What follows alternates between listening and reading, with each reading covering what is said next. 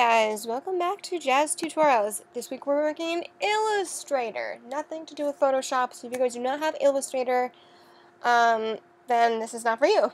I do apologize, but just felt like I needed to do some more Illustrator type stuff, and what I made was pretty cool. So I was playing around here earlier and made this really interesting halftone sphere, and I really thought you guys would be interested to see how I made it, so that's why I make this tutorial. Alright, so we're going to start things off by making our huge shape. Well, actually, we're making a symbol. They call it a symbol in Illustrator, but I'm just going to call it a huge shape because it's kind of what it resembles in my opinion. Alright, so we're going to start off by selecting our color. Now, I don't know as to whether towards the end if you can change the color of how things look. I haven't figured that out quite yet.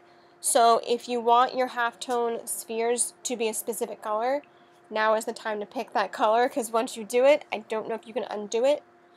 If you're really highly educated in Illustrator, you probably know how to do it, but I just don't. I'm still kind of like a halfway beginner to maybe intermediate person in Illustrator. Yeah. So I am going to do a blue hue. I've already made my symbol already, but I'll show you guys how to do it, just so you know. Alright, so grabbing your elliptical tool with an open artboard of really any size, but that's going to determine how big your circles are, just FYI. So make your perfect circle by holding down the shift key. Any size is fine, just make sure that it's a good size circle that will fill the artboard in however you want it to. Alright, so now you've done that, pick the selection tool, holding down the Alt key, drag that circle over to the right, giving it a little bit of space. And once you have done that, you can now hold down the Command or Control key and do a Control or Command D. That will then duplicate the circle multiple times. However, why is mine like really messed up? That's really weird. Okay, I need to fix that like ASAP. Okay, I don't know why it was angled there. Alright, Control D, Command D rather. Wait, what? No.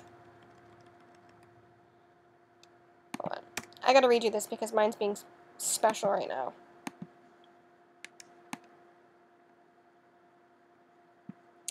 Alright. Okay. Perfect. So I only needed to use 5 circles, but you guys may have to use more. Just make sure it extends to the outer edge of your artboard. Then once you've done that, select the entire row just by dragging the whole thing like that. And doing the same exact method, hold down your Alt key and drag it down below. And then do the Control or Command D to fill that in. Alright, and look at that. We have now a perfect square of circles, sort of. So once you have that lovely square of circles made to your liking, go ahead and select the entire artboard of circles. And you're going to now, you could resize them if you need to. And then you're going to have to go and rotate this so that it's in like a diamond type shape. So something like that.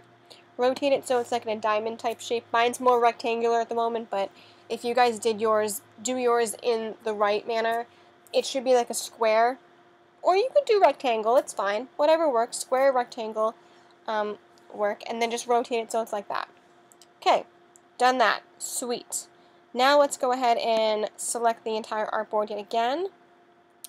So they're all selected, all of your circles are selected, the whole thing. Go over here to your Symbols tool, drag the whole thing right in here. It's going to ask you to name your symbol. Go right ahead, do whatever you want, click OK. Mine is already in there. Mine's located right here. It's called dots. So once you've made that and it's in your symbol section, you can delete the whole thing. And now we get to work on making the actual halftone sphere. Fun stuff, guys. Alright, so then go back to your elliptical tool. Make a giant circle of your choice.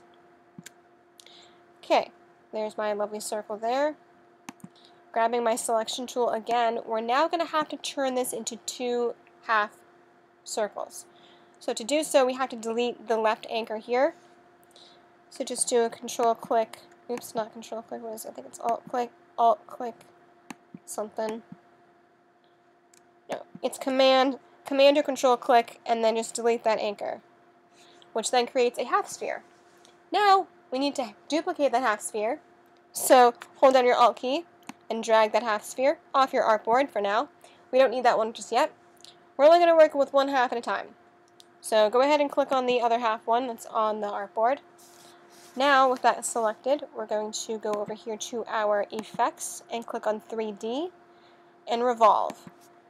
Now, we need to make sure that we preview this completely. Yours might turn out black like that. Don't worry about that. We're going to get rid of it. Go to shading color and hit none. Yours may not do that. I don't know, but mine did, so I had to go with none for my shading. Mine automatically goes to a white color. I don't know if yours will. Some people tell me that not supposed to do that, but mine does. I don't know why. Position of your extrude should be front. And then next, we're going to go to map art. I don't know if all versions have map art. I assume they do, but I really don't know. I'm only working with CC, so we're going to go with that. Map art. And we're going to go click our symbol, which mine's dots. Yours is whatever you named it. Make sure that you select invisible geometry if you need to, like I do. That gets rid of the original white that we had. I'm going to resize mine just a tad bit so that it fits on here just perfectly. Alright, look at that. I'm going to move mine to the right, no, to the left a bit. Okay, so there we have that. I have mine semi in the center. You guys can alter this however you want. Once you like where yours is, click OK. OK again. Then you will go and grab your other half sphere and place it back on the board, matching it with your circle. And do the same exact thing, except we're going to alter the revolve a little bit. Get rid of the shading, preview, front position, map art, and then clicking on the dots. This is where it gets fun. We have to now alter the dots so that they're not in the same place because obviously that would be kind of dumb. I have to move mine to the left.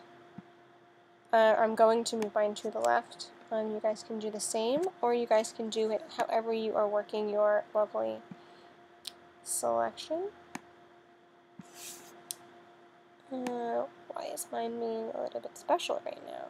I don't know.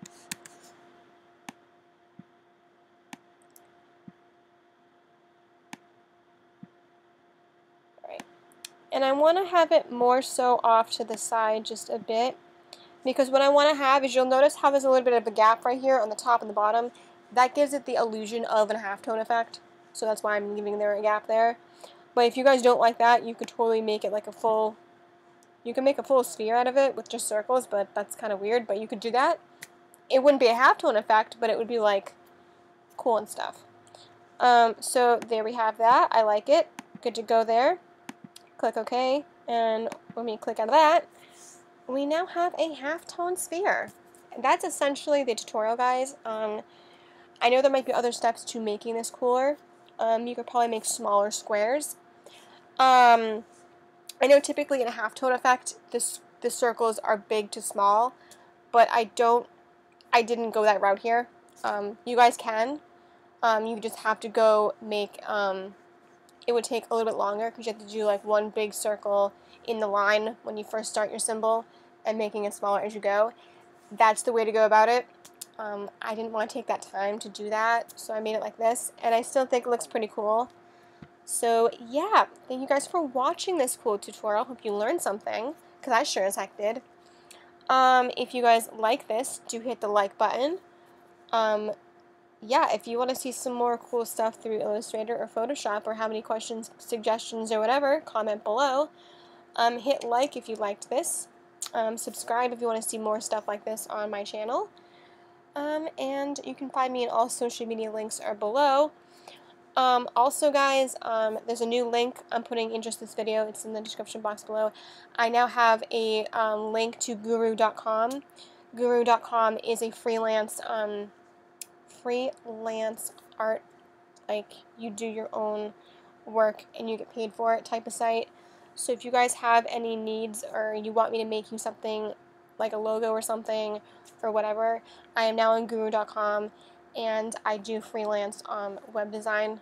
So some of my work I've done through our tutorials are up there on my portfolio, so you'll know kind of what I can do skill-wise. So check me out on there if you want. That is a paid site, so like when you click and ask me to do you a job, you are expected to pay the rate that's on there. I mean, I do negotiate through the site, but like what's on there, they do. It's not like I can't just be like, oh hey, I'll do you a logo for free type deal. Nah, it's a paid type of deal. So yeah, you guys can hit me up through that way, and all my contact info to do anything through freelanceguru.com is also listed there. So sorry to blabble on, but enjoy your week, and I'll see you guys next week with something cool. Bye!